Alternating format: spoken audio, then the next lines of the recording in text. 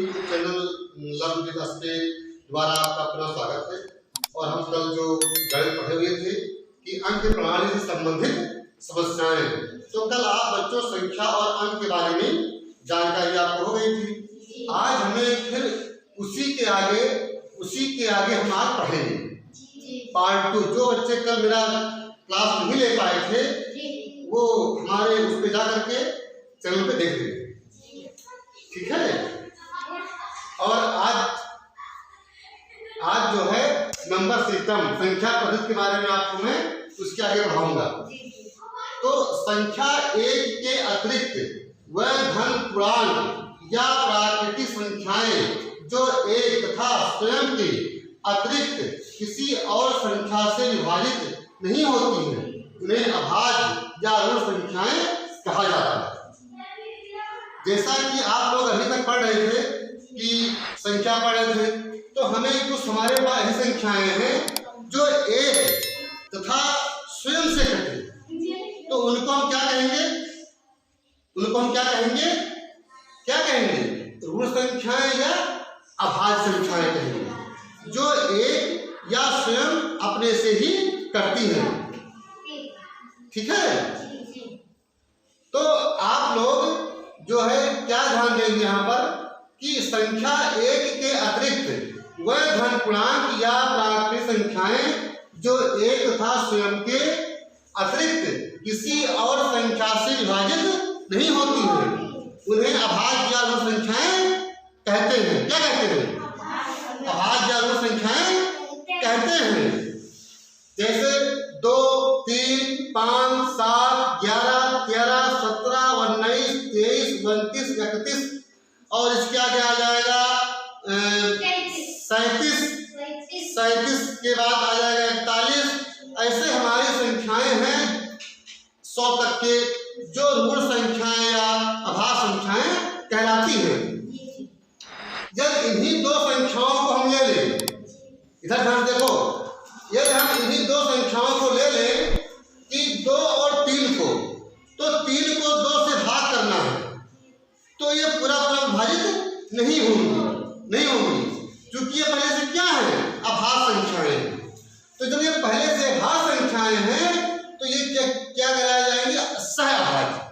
जब हम इन्हीं दो संख्याओं में से किसी एक को ले लेंगे तो दो संख्याएं कि एक को दूसरी से पूरी विभाजित नहीं होगी।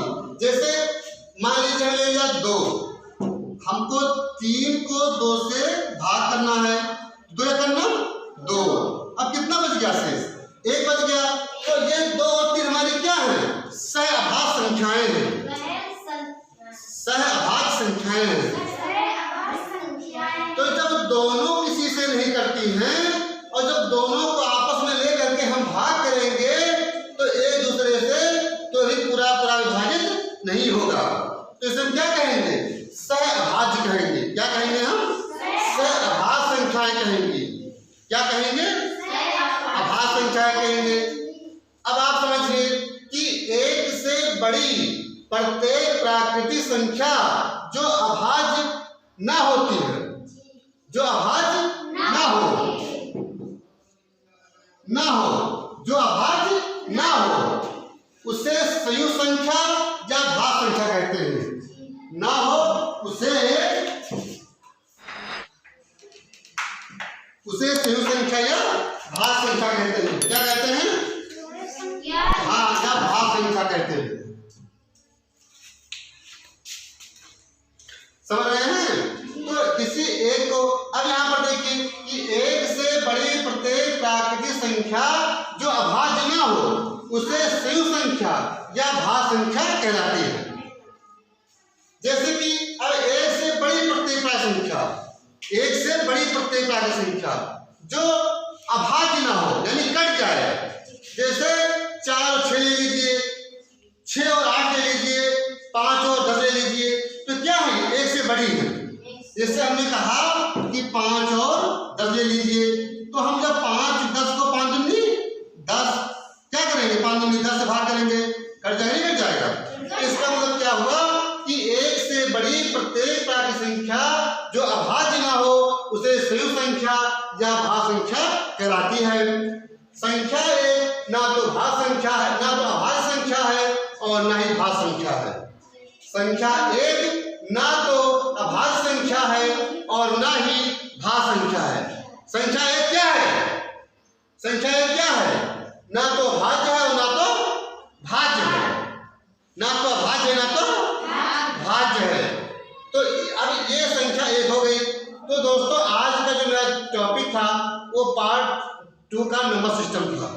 तो आप लोग इसी प्रकार से हमारे चैनल पे आते रहिए, लाइक, सब्सक्राइब और शेयर करना ना भूलें। फिर मिलेंगे। बहुत बहुत धन्यवाद।